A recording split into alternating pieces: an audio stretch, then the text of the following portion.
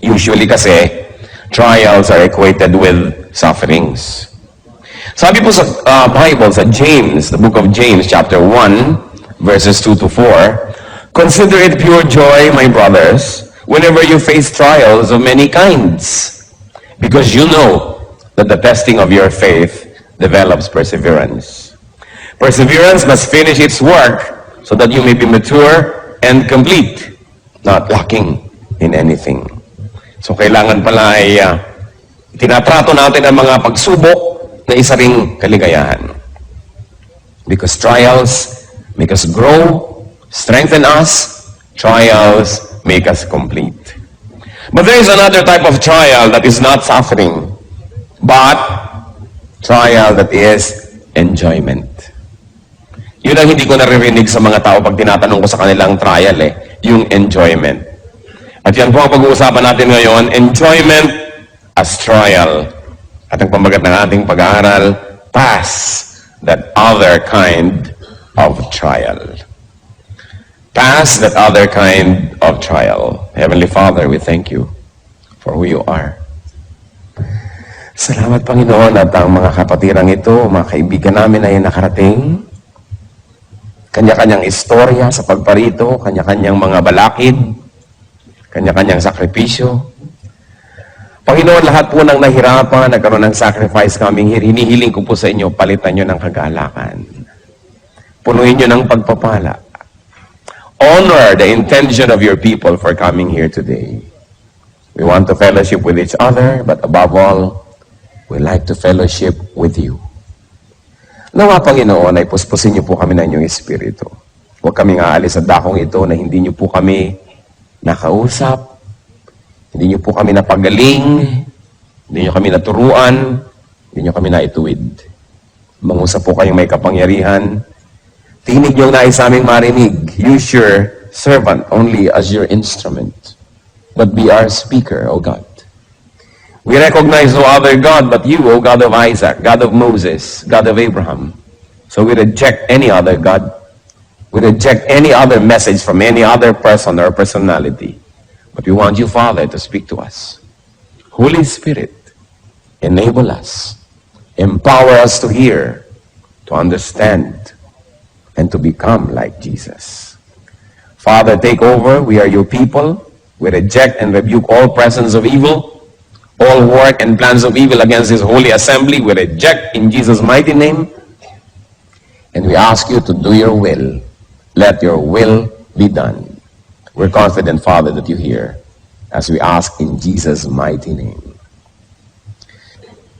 Pass that other kind of trial. And that other kind of trial is enjoyment. I'm going to talk about 8 enjoyments, 8 nice things, 8 roses that can become thorns, 8 blessings that can become curses, 8 enjoyments that can become trials. One of that, a trial that we should pass, is a trial of beauty and good looks. Tingnan ninyo yung katabi nyo. Siya kaya ang pinag-uusapan natin. Beauty and good looks. Tulad na lamang ni Joseph. Si Joseph the dreamer. Sabi sa Biblia, siya magandang lalaki. Sumabit suloy siya sa gulo. Pinagtangkaan siya at pinagnasaan ng babae niyang amo, asawa ng kanyang tunay na amo na si Potiphar.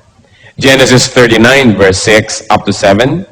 Now Joseph was well built and handsome. And after a while, his master's wife took notice of Joseph and said, "Come to bed with me." At syempre dahil si Joseph po ay makadiyos, siya'y disente, may paggalang sa kanyang among lalaki, di niya kailanman pinagbigyan ang mga panunukso ng babaeng ito. At ang babae ito naman cannot take rejection well. So what did she do? One day, she cried rape. Nung di siya pansinin, isinumbong niya at pinagbintangan niya na balak daw siyang gahasain ni Joseph. Because of that, Joseph went to jail. And another story deserves another telling. But the point is, kung ito ba naman si Joseph ay hindi may itsura, hindi sana napagnasaan. Kung minsan po, blessing, hindi ka masyadong maganda. di ka nare-rape. Blessing yung hindi ka masyadong magandang lalaki eh. Walang masyadong nang aakit sa'yo. Malaki pong pagsubok na maging maganda. At maraming tao, hindi nila na ipapasa ang pagsubok. Kinakain sila ng kagandahan, nagiging palalo, nagiging mayabang, o kaya nagkakasala dahil dumadaling magkasala sa dami ng nang-aalok. Kaya mabuti kumisan yung di na naaalok pa. Napipilitan ka maging banal. At least kahit pilit, banal pa rin. Kesa sa napakarami namang pagkakataon. Alam niyo yung magaganda, maraming choices eh. At kumisan yung choices, parang sumpa. Habang dumadami, mas nakakalito. Kaya yung mga temptress, mga tempter, usually magaganda rin ang itsura. Dahil hindi ka naman maaakit kundi sila maganda. Kaya ang sabi ng Romans 6:13, do not offer parts of your body to sin as instruments of wickedness, but rather offer yourselves to God as those who have been brought from death to life, and offer the parts of your body to Him as instruments of righteousness. Yan ang sinasabi. So good-looking people, mag-ingat. At meron pa po ako isang ipakikiusap. Good-looking people, be kind to others. Huwag na kayong sobra pang magpaganda at mangakit. Maawa naman kayo sa magnanasa sa inyo. Tapos di nyo naman pagbibigyan. Di ba't kawawa? Lalo mga kababaihan na sobrang kakakit-akit ng mga itsura. Tapos ang dami nyong pinahirapan ng loob. Lahat ng makakita sa inyo ay kulang-kulang na lang mawala sa sarili. Mga driver na halos bumangga. Kawawa naman. Mga magaganda, mahabag kayo sa magagandahan sa inyo. Kaya kung minsan may wisdom yung mga Arabo, sinusukloban ng tunote na ladantela. Mata lang ang pinapakita. Sobra ka na naman kung pati sa matay na akit ka pa. Yung iba naman talaga dapat yung takpan. Kasi sobrang walang takip. Sinisipon na. Nagkakaroon na ng pulmonya, ayaw pang takpan ng katawan. So, maawa kayo. Maawa kayo sa magnanasa, na mag-ibigo lang naman. Maawa kayo sa maiinggit. Malaking pananagutan ang maging maganda. Beauty is from God, and it must glorify God. Beauty must never be surrendered at the feet of Satan to be his instrument. Pero tingnan ninyo, napakaraming magagandang tao, kasangkapan ng kasamaan. Ang kagandahan ay ginagamit sa pang-aakit ng asawa ng may asawa. Sa pagmamali ng kaisipan ng maraming makakakita. It's sad that a beautiful thing and that beauty can be a curse. So, watch out, beautiful. Watch out, handsome. Sabihin nyo nga sa katabi nyo yun. Watch out, beautiful. Watch out, handsome. Another trial, which sa biglang tingin is a blessing but can become a curse also, is health. Health? Pastor Ed, hindi ba kayo nagkakamali? Health can be a curse, yes. Because healthy people have so many options and choices of what to do. Katulad ng sobrang maliliksi ang mga paa, kung minsan kadadaling maghabol ng kasalanan at pumunta sa mga lugar ng kasalanan, kung yung ba naman yung nakapako sa kama at di makabangon, nagiging banal. You know, the body can do so much when you're healthy. That's why, when you are healthy, first you thank God, and then you watch that you don't allow your health to become an entry point of evil. Kasi pag malusog ang tao, maraming pwedeng gawin. At saka marami rin pwedeng makigawa sa kanya. Kasi kung ikaw naman sumusuka ng dugo, ay wala nang may gustong lumapit sa iyo kung minsan, malayo ka sa temptation. Pero kung lusog-lusog mo, maraming gusto na dumikit-dikit at lumapit-lapit sa iyo. Kaya ang katawan natin, mas malusog, mas ginagawa nating alipin ng kabutihan. Sabi ni Paul sa 1 Corinthians 9:27, no, I beat my body and make it my slave. You know, if you don't make your body your slave, it will be your master. Yung katawan ng tao, pag hindi yan sinupil, pag hindi yan kinontrol, yan ang magiging amo nyo. At pag ang katawan ng tao naging amo, mapapahamak ang ating kaluluwa. Kasi walang gustong gawin ng katawan, kundi katamaran, kasalanan, luho, sarap. Kawawa ang kaluluwa ng tao na yung katawan niya ang naghahari sa kanyang buhay. Kaya ang sabi ni Paul, binubugbog ko tong katawan ko na to, pinupukpok ko to, pinipilipit ko to, at ginagawa ko siyang alipin ko, sumusunod sa kagustuhan ng aking espiritu. At yan ang dapat mangyari. Kaakibat po't kasama ng health, trial din yung long life. It's a blessing to have a long life, but long life can also be a curse. Long life can also be a trial. Tingnan nyo, ang napakarami nating hinahanga ang mga bayani, maaaga kasing namatay. Si Rizal, si Bonifacio, sila Magsaysay, palibas at maaagang namatay, hindi nagkaroon ng maraming pagkakataong magkamali. Habang humahaba ang buhay, dumadami ang pagkakataon mong magkamali. Of course, dumadami rin ang pagkakataon mong gumawa ng mabuti. Kaya sinasabi natin, blessing yan, pero pwede rin niya maging sumpa.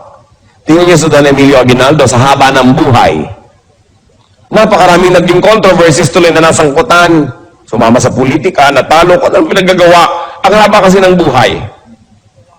Yung napakaagang nangamatay, nagmumukha tuloy yung mga perfect or nearly perfect because they did not have much opportunity to make mistakes.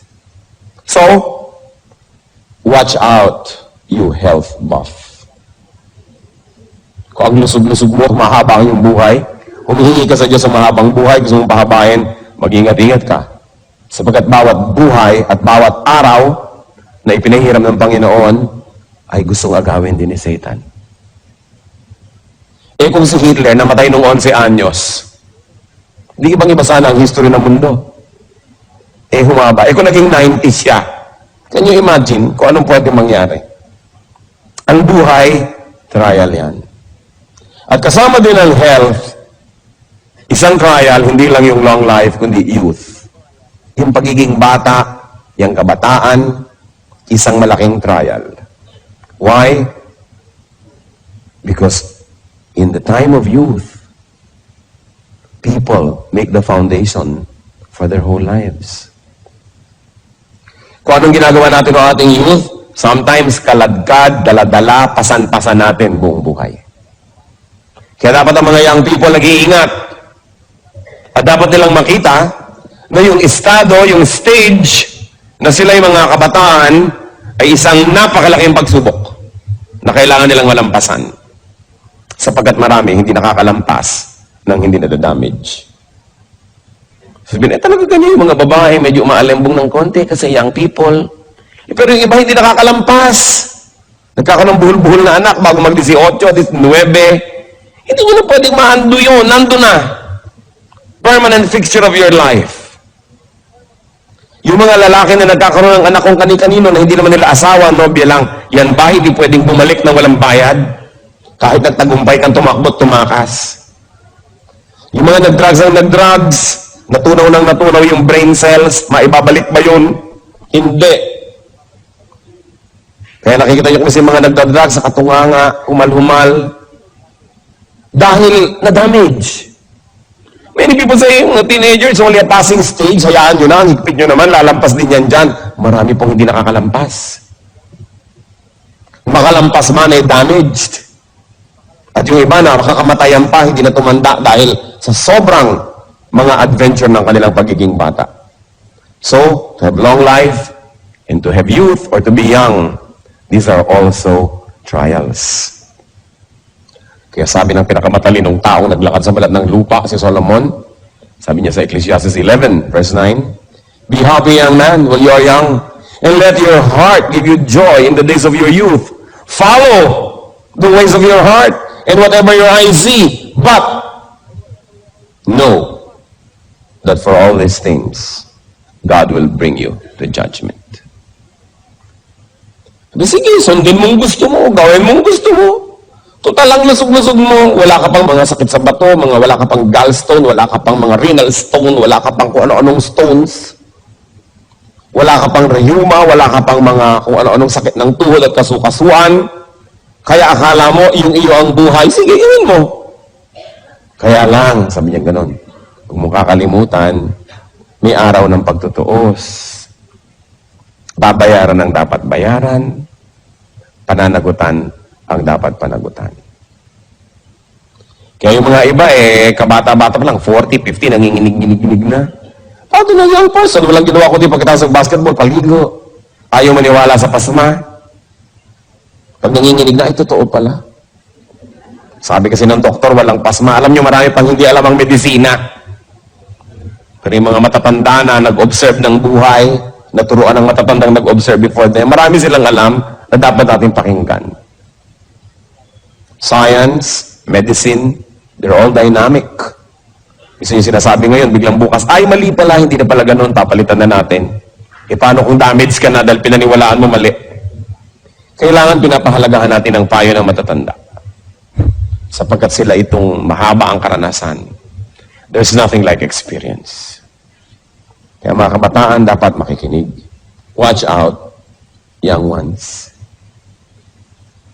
Kasi trial ang stage na yan na kayo mga bata.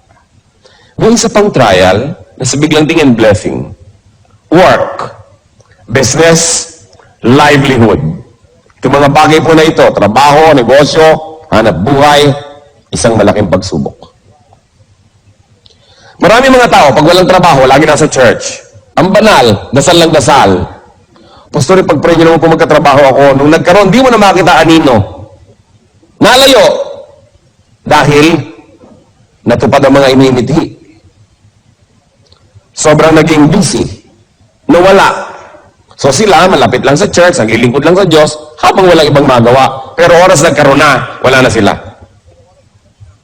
Nagiging sumpa ang dapat sana ipagpapala na trabaho o negosyo. Sa Biblia po, ang Panginoong Diyos ay nirepresent ng isang hari sa isang istorya.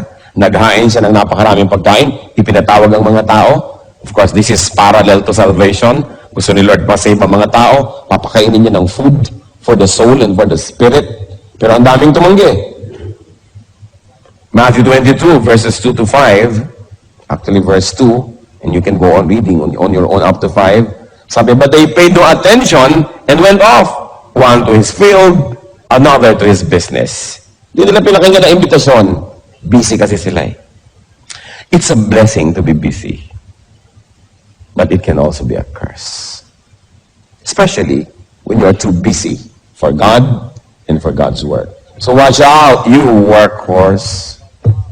Kung sobra kayo magtrabaho, wala nang lugar ang Diyos, sarili na lang, income, hanap buhay, climbing up the corporate ladder, this dog-eat-dog thing, watch out. There's another area of trial, and that is wealth. Ang kayamanan, napakalaking pagsubok. Malaking pagsubok ang maging mahirap. Pero napakalaki rin pagsubok ang maging mayaman. At kung sa akin ay papipiliin, mas mahirap dalhin ang pagsubok ng pagiging mayaman kaysa ng pagiging mahirap. Because it's terrible when you can afford your vices. It's terrible when you can afford to follow your appetites. It's terrible when you can afford to finance bad taste. It's terrible. So what you do with what you have is under scrutiny. What you do with what God gives you will be under judgment. Meron kaya tayong wealth, whatever it is, that we love more than God? What do you love above your wealth is watched in heaven. Hindi masama maging mayaman. Ang gusto naman ni Lord na maging prosperous tayo lahat eh. Pero oras na inuna mo na yung kayamanan kaysa sa Diyos, oras na siya ang iyong Diyos, kawawa ka naman. Kasi dinagdagan mo ang Diyos ng iyong buhay. Yung mga sumasamba sa salapi, kawawa. Sa halip na kanilang gamitin ang salapi at sila ang naglilingkod sa salapi. Sukdo lang sirain nilang kanilang mga relasyon sa kapwa, Siraan nila ang kanilang puri, reputasyon, kabanalan, magkapera lang.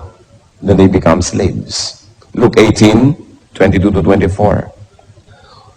When Jesus heard this, He said to him, ito yung isang mayamang lalaking sabi, gusto ko pong sumama sa inyo, gusto ko maglingkod, blah, blah, blah. You still lack one thing.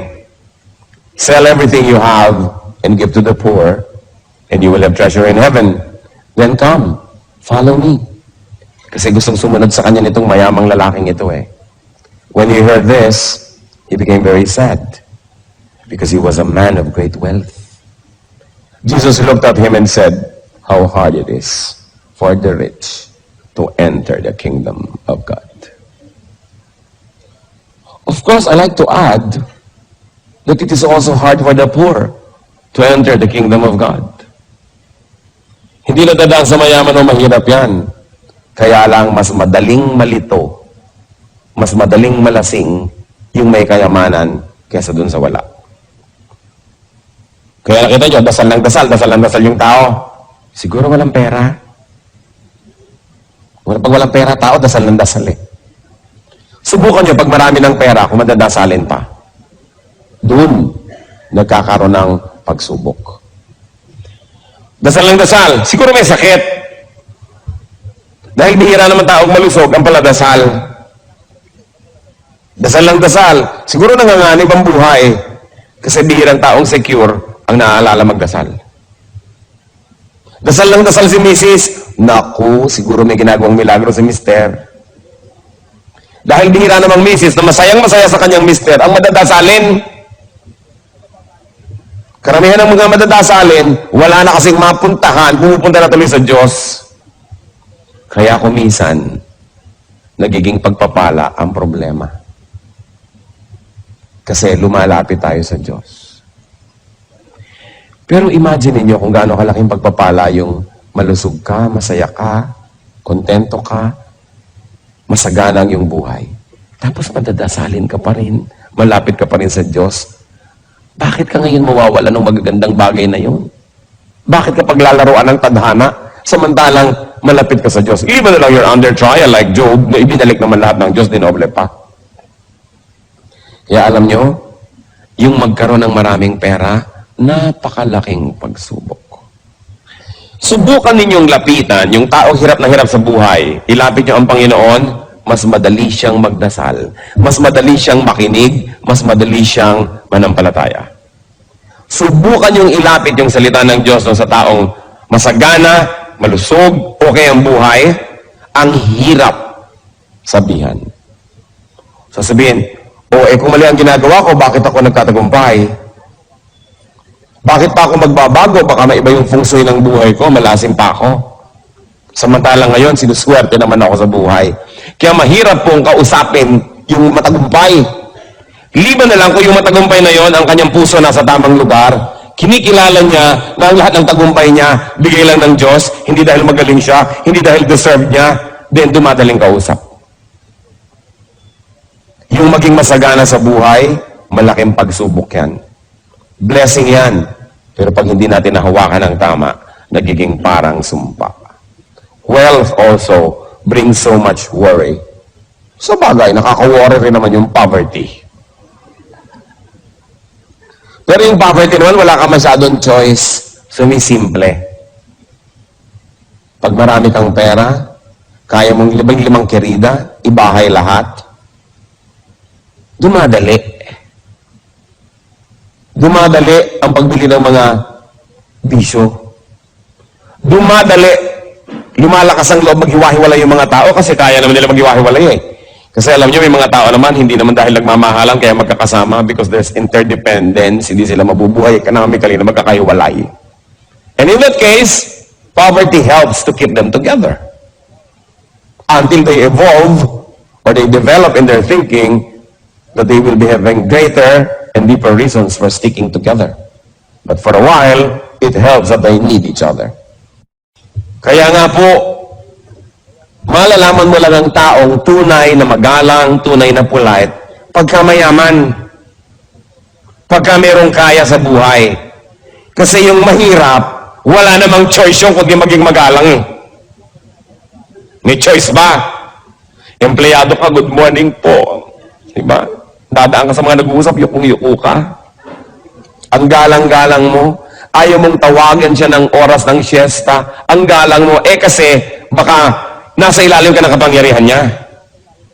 Pero oras na ikaw na yung makapangyarihan, oras na ikaw na yung may pera, at magalang ka pa, at hindi mo na kailangan ng tulong nila, pero magalang ka pa, yun lang nagkakatalong nalalaman, magalang nga siya. Because many people are forced by circumstance to be nice. But when you don't need people, when you are independent economically, in fact, when they are dependent on you, and you're still nice, then that's your true character. Kaya po yung magkapera, magkaroon ng kapangyarihan, napakalaking pagsubok at konti lang ang pumapasa. Kasi kadalasan, pag mataas na yung ranggo mo,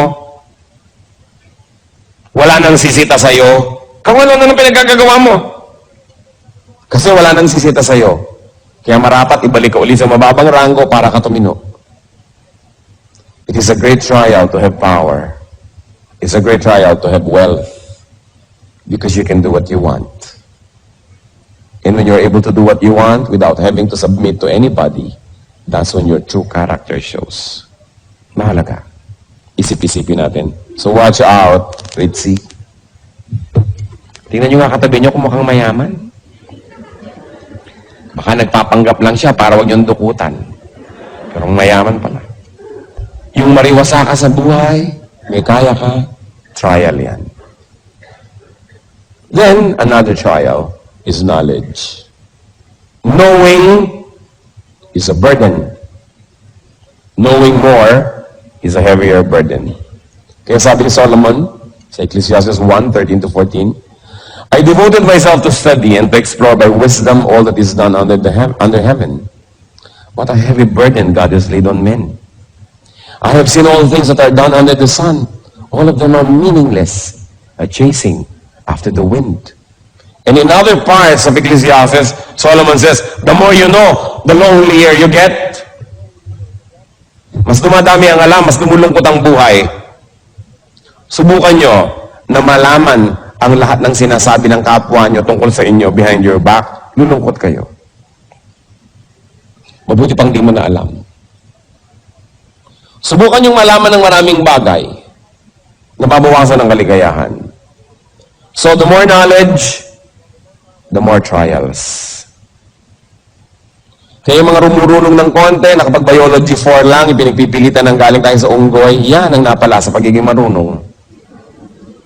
Little knowledge can be dangerous. That's why atheist scientists, atheist philosophers are in danger. What we know is a little. What we do not know is immense. O yung taong hindi tiyak, therefore akala niya, hindi niya alam. Ang nanganganib, yung mga tao nagdudulong-dulungan. Yung mga natututo, nalalagay sa panganib, napapahamak, kung ang karunungan na ito, hindi na isusuko sa Panginoon. Kita ninyo, dahil sa karunungan ng tao, akala na nag-i-improve tayo, wow, pagaling ng pagaling ng tao, pagaling ng pagaling ng mga armas na nagagawa. Mabuti pa nung araw, pukpukan lang ng bato, buhusan ng kumukulong tubig ang mga gera. Papaltos-paltosan ka lang. Ngayon, napaka-high-tech ng gera, ang daming namamatay agad. Dahil sa runong. Knowledge can be a curse. So watch out, nerd. Mukha bang marunong ang katabi nyo? Tingnan nyo nga, mukha bang marunong? Sabi mo, mukhang marunong ito. Ano yung basis natin dyan? Another trial, of course, is zest. Sigla. Love for life. Love for your vocation. Sigla. Yung meron tayong passion. Actually, maganda yan. Pero trial yan. Dahil kung saan ninyo yan i-dedicate, doon kayo mapupunta. Sabi sa Matthew 10:39, whoever finds his life will lose it. But whoever loses his life for my sake will find it. So para nasan yung zest ninyo ba? In finding God or in finding other things? What causes do you pursue? What causes do you live for? Make sure the things you live for are worth dying for. And the things you die for are worth living for. Kaya dapat pag-ingat-ingatan natin yung sigla kasi kumisan kung saan-saan napupunta. Pang-pito po na trial sa buhay, good relations. Yung meron kayong mga mapagmahal at minamahal na mga magulang, mga anak, mga asawa, kaibigan, etc., etc. Akala natin ito is lagi na lang good sa atin. They can be trials. Our loves, our affections, our involvements. Pag iniisip ko itong si Abraham, bakit matapos na manalangin ng kay habang panahon na magkaanak, nung nagkaanak, sabi ni Lord, paki-offer mo nga sa akin yung si Isaac. Is it possible na dahil sa pananabik niya na magkaroon ng anak, ay namagitan na yung anak niya sa kanya at sa Diyos? Possible kaya? Kaya gusto ni Lord ma-prove ni Abraham, kay Abraham mismo, sasabihin niya na number 1 pa rin ng Diyos, kaya sinabi, i-offer mo.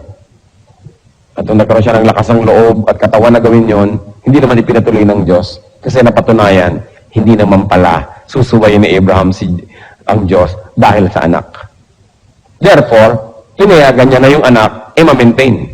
Kung ipinagkait kaya ni Abraham si Isaac at hindi niya ini-offer, paano kaya kukunin ng Panginoon niya saan paraan?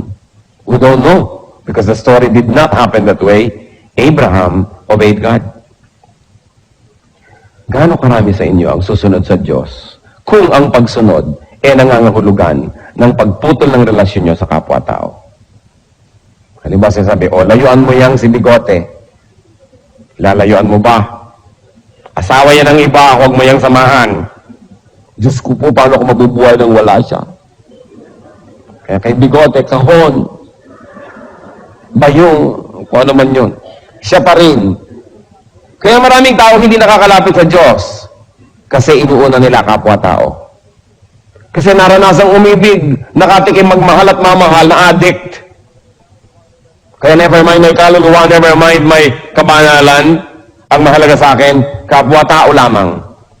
Kaya yan pong magmahal at mahalin, malaking trial yan. Kasi laging nanganganib na magkaroon ng kaagaw ang Diyos. Sabi pa naman niya, I tolerate no rivals. Love the Lord your God with all your heart and with all your soul and with all your mind. Kaya sabi sa Matthew 10:37, anyone who loves his father and mother more than me is not worthy of me. Anyone who loves his son or daughter more than me. Ay, share ko na sa marami to. Payagan niyo kung ulitin ko sa inyo dahil baka hindi ko pa na-share sa inyo. Dahil nagkaroon ako ng peace sa verse na ito eh.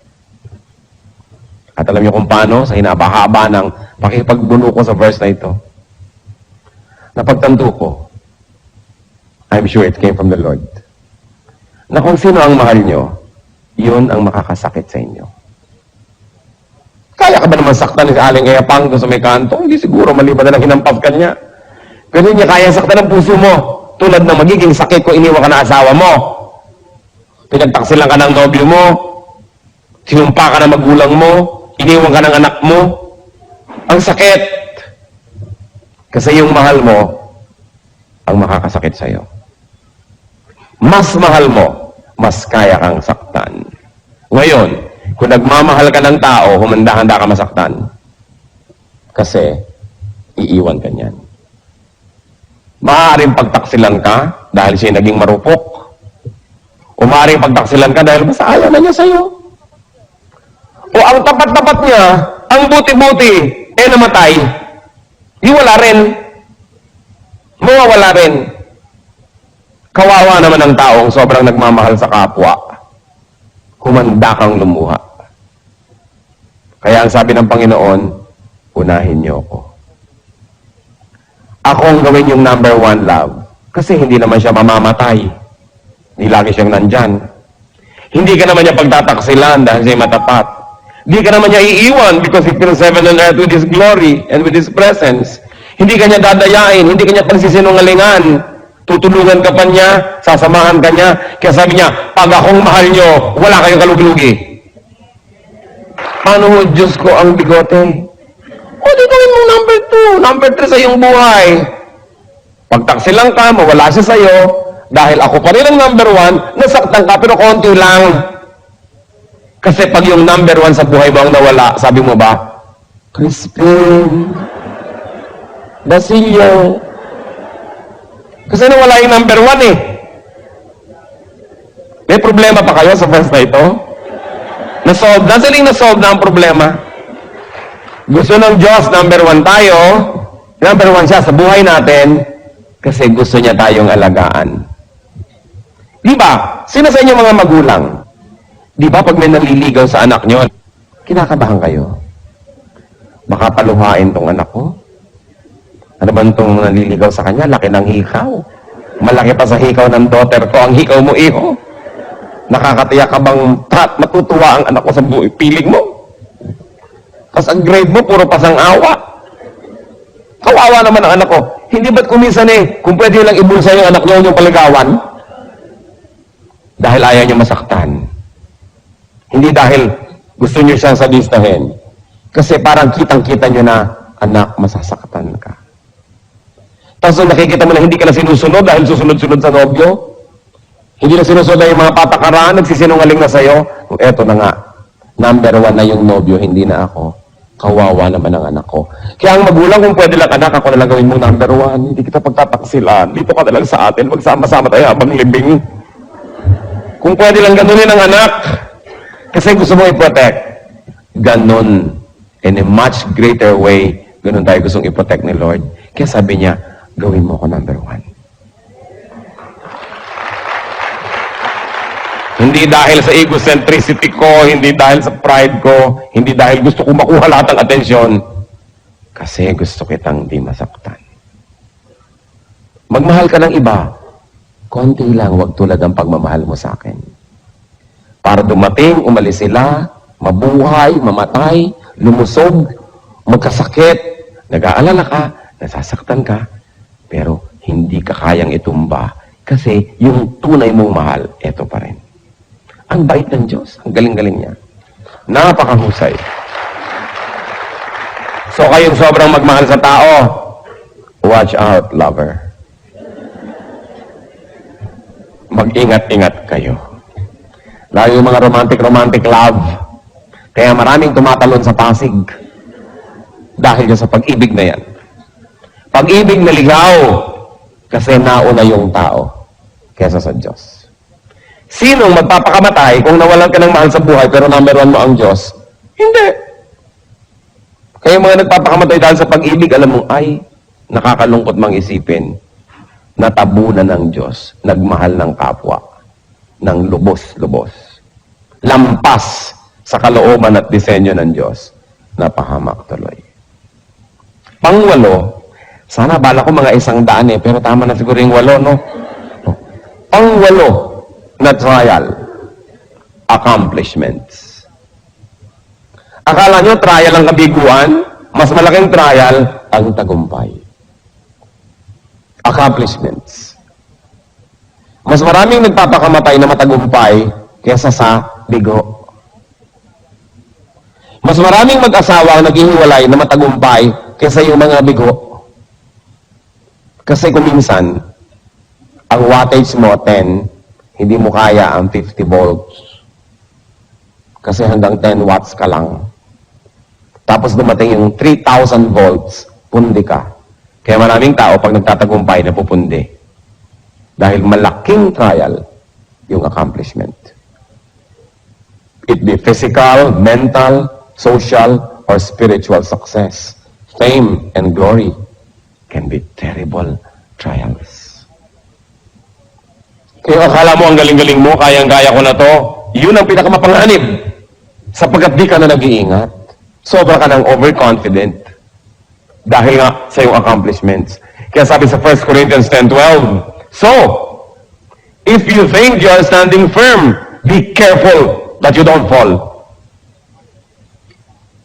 Sapagkat halos lahat ng natumba ng di nila inaasahan na mangyayari yun. Sapagkat sobra na silang naging confident. Accomplishments can make a man proud, or vain, or careless.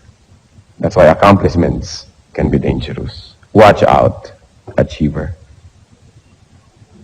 kailangan tayong mag-ingat na lahat. So look at everything from both sides. Trials can be blessings. Blessings can be trials. Do not watch out only for the conventional trials, but consider that other kind of trial. Nice things, beautiful things. Kung hindi kayo masisira ni Satan sa mga binanggit, ngayon, nagiging trial sa inyo. Nais kong ipanalangin na palakasin kayo ng Panginoon. Nais kong ipanalangin na bigyan kayo ng Panginoon ng matang makita ng malinaw ang mga pandaraya ng sanlibutan. Sino man sa inyo magsasabi, yes, meron sa mga binanggit na nagiging dahilan ngayon para ako'y subukin. Nais kong malampasan, nais kong maging malakas. Hihingi tayo sa Panginoon ng pagpapala. Sino man ang magsasabi niyan, we're going to pray. Who else would like to say, Lord, you made me realize and you made me see the trials that I probably never saw clearly before. But now I like to surrender to you and to announce to you, O Lord, to say to you that I need you. Individually, brothers and sisters, kausapin niyo ang Panginoon. Narito siya. Damang-dama kong narito siya. Kausapin niyo. Humingi kayo ng lakas. Ihingi niyo ng tawad ang mga pagkakamali, pagkakasala sa mga larangang ito. Hindi kalugod-lugod sa Kanya ang ating mga kasalanan. Make this a very beautiful moment of reconciliation with God. Ihingi niyo ng tawad. I cannot do it for you. You've got to do it yourself. Sa ilang saglit, seek God's forgiveness. If you have allowed these things to deceive you, and if you have allowed Satan to succeed in other parts of your life, in silence, pray to the Lord. Salamat, Lord, sa inyo pong pakikinig sa aming mga pagtatapat sa paghingi ng tawad sa inyo. Ayon sa panalangin ng bawat isa na nakatindig sa iyong harapan ngayon, Panginoon, igawad niyo nga po yung mayamang pagpapatawad. Igawad niyo ang iyong kabutihan, kabaitan sa amin. Pagkamat wala kaming patago at humihingi ngayon, Panginoon, ginagawa lang namin sapagkat pinangako niyong pakikinggan niyo kami. Alang-alang sa iyong mga salita at alang-alang sa iyong pag-ibig sa amin. Naglalakas loob kami, Panginoon, na humingi nang hindi naman namin ipinatago. Patawarin niyo po ang bawat isa as everybody has individually sought forgiveness. At ngayon naman, Panginoon, sa pagtayo na yung mga anak, sa pagkilala ng pagkakamali, sa pagkilala ng kahinaan, sa pagkilala ng pananagutan sa inyo, at sa pagkilala sa inyo na tanging makatutulong sa aming lahat. Tanggapin niyo po ang pagtayo na ito bilang pahiwatig, bilang pagsasaad na kami umaasa lang sa inyo. Kayo pong nakakakilala sa bawat isa na ngayon ay tumitindig at kumikilala rin sa inyo. Kayo po ang magpalakas sa aming lahat. Kayong nakaalam ng aming mga kahinaan, puspusin niyo ng inyong presensya at ang inyong kapangyarihan. Nang sa gayon ang aming mga kahinaan ay maging kalakasan namin. Kayong nakaalam ng mga kadiliman ng aming buhay, tapunan niyo ng inyong liwanag ang madidilim na sulok ng aming buhay. At kayo'y maghari doon. At kayo, Panginoon, na nakaalam ng mga ginagawa naming di kanais-nais. Sa inyong pagpapatawad, humihingi naman kami ng kalakasan. Na ang mga ito'y matalikuran, maputol sa aming buhay. At nawa, Panginoon, ang lahat ng mga espasyo sa buhay namin na ngayon ay pinagtatanggalan namin ng mga bagay na ito, palitan niyo po ng inyong presensya.